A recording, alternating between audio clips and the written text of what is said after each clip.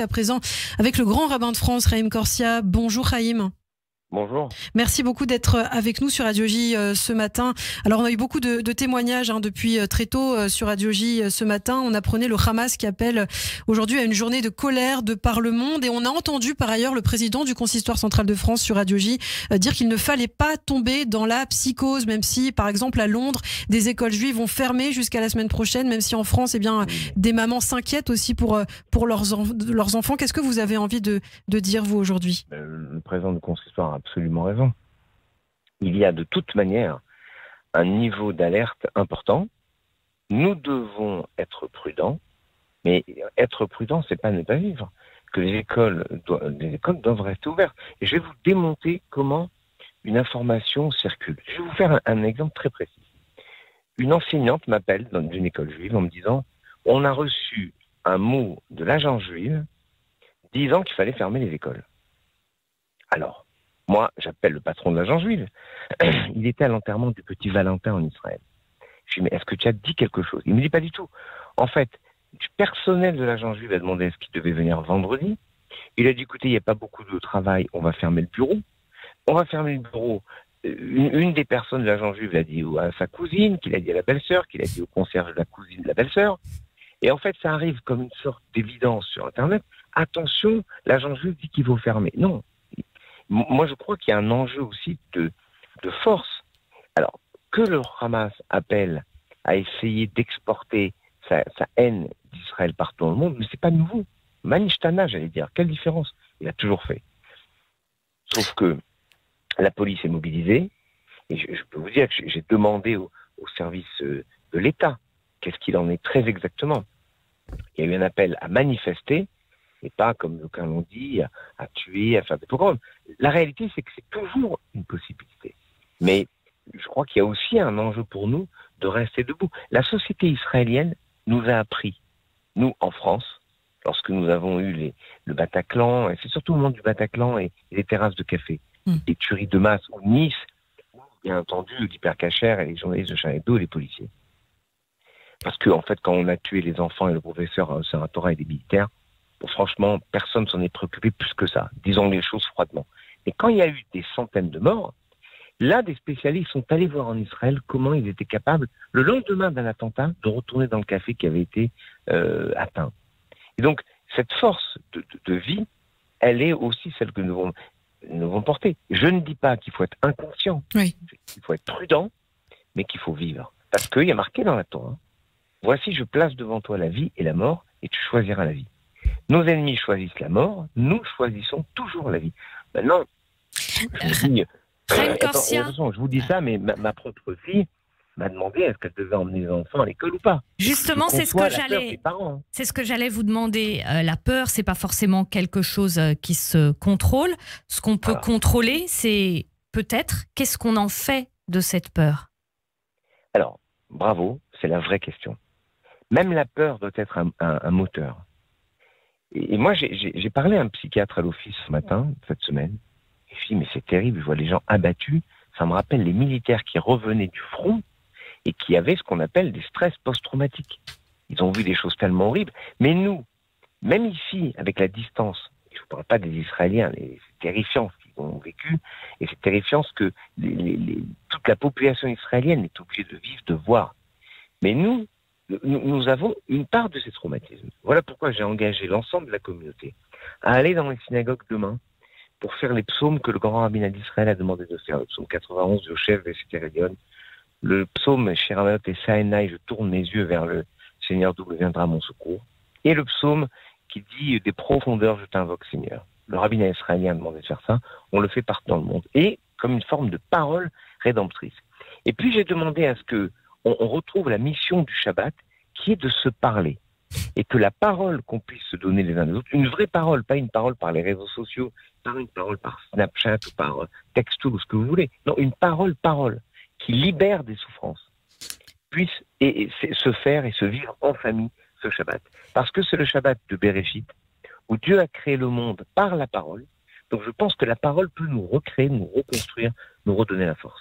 Chaim Corsia, le monde par la parole, effectivement, la parole c'est très important. Ce qui est important aussi, c'est la fraternité. Est-ce que vous avez reçu des messages de fraternité d'autres, de chrétiens, de musulmans, etc. en France? Est-ce que vous avez reçu des messages comme ça? Je ne suis pas le seul. Tout le monde a reçu. Ce matin à l'office, un fidèle me disait, c'est incroyable, des voisins, pas juifs du tout, savent que ma fille est en Israël. Ils m'ont dit, si la fille revient, on part nous 2 semaines, donne-lui notre appartement. Et ils ne sont pas plus proches que ça. Vous voyez, il m'a dit, et on a reçu, moi j'ai reçu des centaines et des centaines de messages. De catholiques, de protestants, de musulmans, d'athées, de personnes qui sont outrées, qui vivent ces événements comme un traumatisme personnel. Et d'ailleurs, moi j'étais très touché que dans son discours hier soir, le président de la République ne dise pas ça concerne que les Juifs, mais ça nous concerne tous. Nous avons tous été bouleversés, choqués, traumatisés par la haine, la violence, par la négation de l'humanité des assassins. Et donc, c'est quelque chose qui bouleverse tout le monde. Voilà pourquoi ces messages de solidarité, vous avez absolument raison. Je crois que la seule arme contre la barbarie, c'est la fraternité. Chaim Corsia, bien évidemment, c'est la fraternité. Bien évidemment, ça a choqué tout le monde. Comment cela ne pourrait ne pas être le cas? Ou en tout cas, ceux que ça n'a pas choqué, c'est pour le moins étrange. Mais en tout cas, Chaim Corsia, on ne peut pas nier non plus que quand on connaît la vocation d'Israël et l'histoire du sionisme, un foyer pour le peuple juif, que des faits comme ça se produisent, ça fait appel évidemment à des souvenirs douloureux qu'on a tous entendus dans nos familles, et que ça se produise en Israël, pour nous, juifs, c'est d'autant plus douloureux, et ça augmente aussi peut-être chez certains le sentiment d'insécurité. Ah, Chaim Corsia. Ah, on a perdu le contact avec le grand rabbin de France. Voilà. Donc, on était en train de lui demander, effectivement, la fraternité, nous disait-il, c'est très important. Et on était en train de demander à Chaim Corsia, effectivement, c'est important, mais bien évidemment que ce qu'il s'est passé en Israël résonne en chacun d'entre nous, juifs, d'une façon plus forte, étant donné pour certains l'histoire de nos familles, et puis aussi la vocation qu'a l'État d'Israël de foyer juif, de protéger le peuple juif. Donc évidemment, c'est un traumatisme important. Bien sûr, il y a eu autour de nous des messages de soutien, et on remercie tout le monde. Et c'est vrai que ça fait chaud au cœur, Chaim Corsia, ces messages de soutien. Je vous demandais, c'est vrai, c'est très important les messages de soutien, c'est très important d'être unis, mais bien évidemment, ce qui s'est passé en Israël pour nous, juifs, ça résonne évidemment d'une façon spéciale par rapport aux images du passé auxquelles ça renvoie, et puis aussi par rapport à ce que symbolise pour nous Israël, qu'on ait de la famille là-bas ou pas, d'autant plus quand on en a, qui est le foyer du peuple juif et dont la vocation est la protection d'une minorité, en l'occurrence la minorité juive. Et alors, vous avez parfaitement raison de votre analyse, et j'ai senti à la fois, hier soir j'étais à l'accueil des passagers de l'avion d'Air France qui organisaient le rapatriement des Français d'Israël. Et j'ai senti quelque chose d'étonnant, à la fois un soulagement d'être là, et le sentiment, alors pour ceux qui étaient en vacances et qui revenaient, bon, soulagement d'être rentrés, mais pour ceux qui habitent en général en Israël et qui ont fait le choix pour protéger leur famille, etc., de venir, une sorte de sentiment, j'abandonne mes frères là-bas. Donc, je crois qu'il y a à la fois, vous avez absolument raison, le sentiment pour la première fois que le sanctuaire n'est pas aussi sanctuarisé.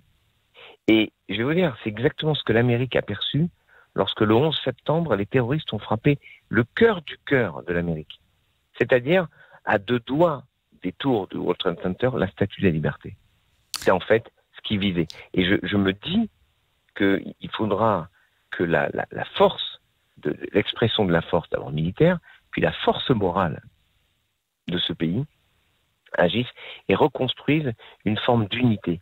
Il n'y a que la désunion qui nous fait nous sentir pas à l'aise et pas heureux. Donc c'est l'unité reconstruite qui permettra de retrouver ce sentiment de sécurité.